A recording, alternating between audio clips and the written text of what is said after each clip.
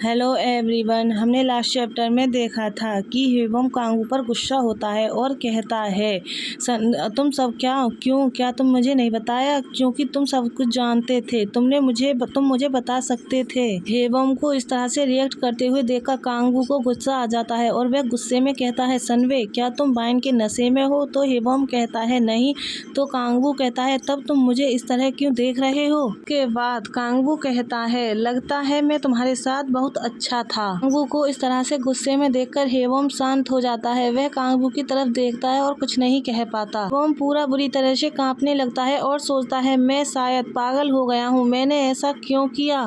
यह सब सोचते सोचते हेबम अपने लिप्स को बाइट करने लगता है। फिर कांगू टेबल पर अपनी फिंगर से टैप टैप करते हुए कहता है सनवे। फिर वह हेबम की तरफ अपनी फिंगर से पॉइंट करता है तो हेबम घबराकर उसकी फिंगर की तरफ देखता है। तो कांगू आगे कहता है तुम मुझे तब ज्यादा अच्छे लगते हो जब तुम क्यूट हो। फिर कांगू सीरियस फेस के साथ आगे कहता है और जब तुम कोऑपरेट नहीं करते हो तो यह मुझे अपसेट कर देता है। कांगू की बातों को सुनकर हेबम नीचे की तरफ देखने लगता है और कहता है मैं अभी कर रहा हूँ। मैं इस बात से अपसेट था कि मैं ही एकमात्र पर्सन था जिसे यह नहीं पता था कि मेरी मॉम बीमार थी। हेबम आगे कहता है अगर मेरी आंटी ने मुझे फोन नहीं किया होता तो मुझे कभी पता नहीं चलता। यह सुनकर कांगू हेबम की तरफ देखता है, कहता है एक्सक्यूज बनाने से पहले क्या तुम्हें ऐसा नहीं लगता कि तुम्हें कुछ छूट गया है? यह सुनकर हेबम कांगू की तरफ देखता है और कहता है क्या? फिर कहता है ओ। फिर हेबम कांगू से कहता है आई एम सॉरी। कांगू हेबम की यह बात सुनकर उसकी तरफ देखता है और फिर एक लंबी गहरी सांस छोड़ता है। फिर कांगू अपने हाथ को ऊपर की तरफ उठाता है। यह देखकर हेबम फ्लिंच हो जाता है। फिर कांगू वेटर से कहता है क्या तुम प्लीज मेरे लिए एक कंबल ला सकते हो?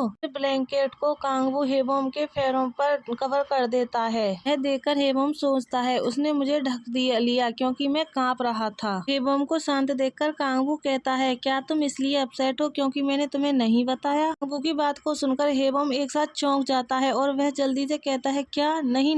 हेबम नीचे की तरफ देखकर सोचने लगता है क्या मैं अपसेट हूँ? सीओ कांगू से इसका कोई रीजन नहीं है, मैं क्यों करूँगा?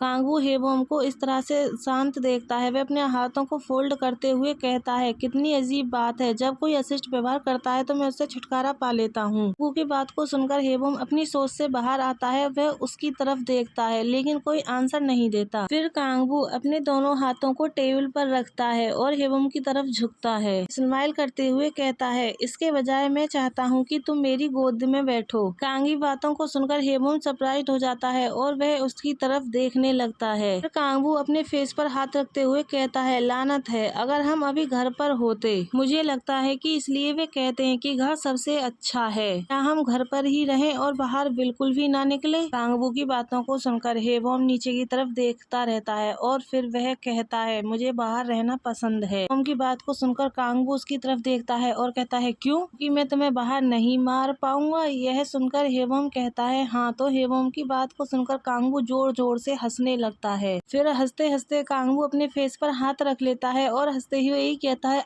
मैं सचमुच घर जाना चाहता हूँ। कांगू को इस तरह से हंसते हुए देखकर हेबम मासूम फेस के साथ उसकी तरफ देखता है। फिर कांगू आगे कहता है मैं कल के लिए हॉस्पिटल में रिजर्वेशन करा दूंगा, इसलिए अपनी मॉम के साथ चले जाओ। हेबम कहता है मुझे अपनी मॉम से क्या कहना चाहिए? तो कांगू कहता है बस फैक्ट बताओ। फिर कांगू हेबम के फेस को टच करता है और कहता है उन्हें बताएं कि तुम्हारे जूनियर ने तुम्हें हॉस्पिटल रिकमेंड किया है। हॉस्पिटल का एक्सपेंसिव बिल कार्ड द्वारा पेमेंट किया जाएगा। यह बोलकर कांगू हेबम के फेस पर प्यार से हाथ रखता है और कहता है ठीक है। तो हेबम कहता है हाँ। हेबम का आंसर सुनकर कांगू स्माइल करता है और कहता है तुम बहुत अच्छा आंसर देते हो। सीन शिफ्ट होता है और हमें हॉस्पिटल का सीन दिखाया जाता है। हमें दिखाया जाता है हेबम और हेबम की मॉम डॉक्टर के पास बैठे हुए होते हैं और डॉक्टर उन्हें बताता है सर्जरी लेप्रोस्कोपिक तरीके से की जाएगी। हमारे केस में सर्जरी लगभग 2 घंटे तक चलेगी। फिर डॉक्टर आगे कहते हैं टिश्यू एग्जामिनेशन के आधार पर। यह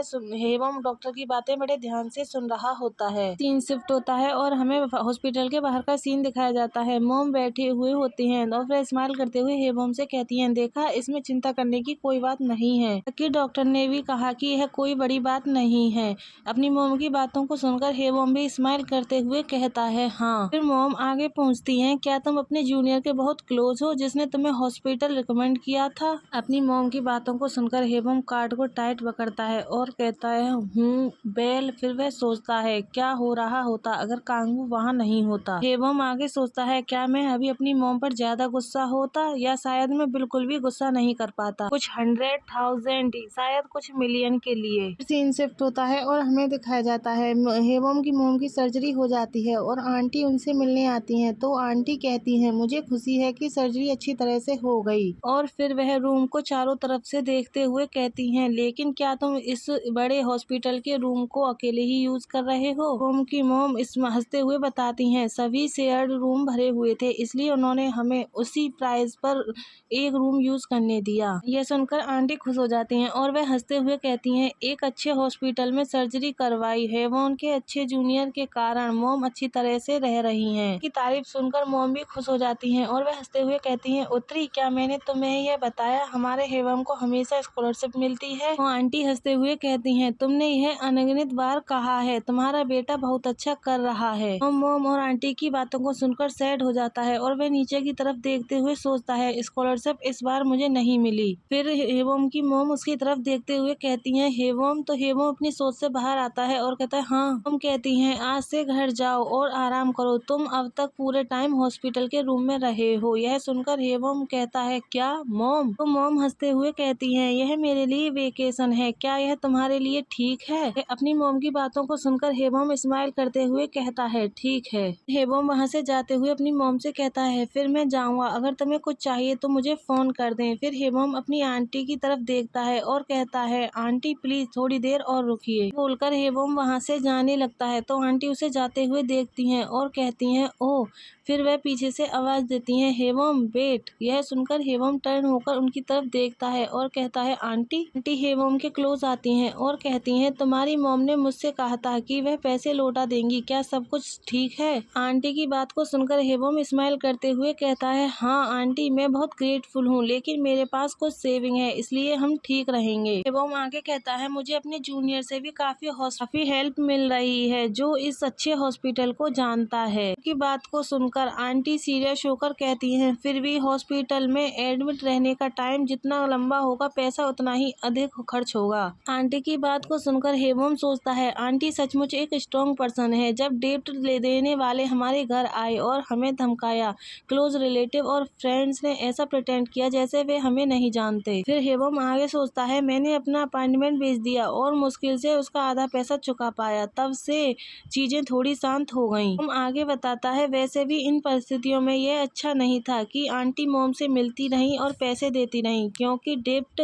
देने वाले लोग पैसा निकालने के लिए कोने कोने ढूंढने में माहिर होते हैं। सोचने के बाद हेबोम अपनी आंटी की दोनों हाथों को पकड़ता है और कहता है, aunty thank you so much, अब तक आपकी कंटिन्यू हेल्प के लिए थैंक यू। और फिर स्माइल करते हुए कहता है, अब से ज्यादा चिंता मत करो। हेबोम की बातों को सुनकर आंटी सीरियस होकर हेबोम की तरफ देखती हैं। फिर वह कहती हैं, ठीक है, मैं समझ गई। गाइज, हमारा चैप्टर यहीं लास्ट होता है। आई होप आप सब लोगों को पसंद आया होगा। पसंद आया हो तो लाइक, सब्सक्राइब एंड कमेंट करें।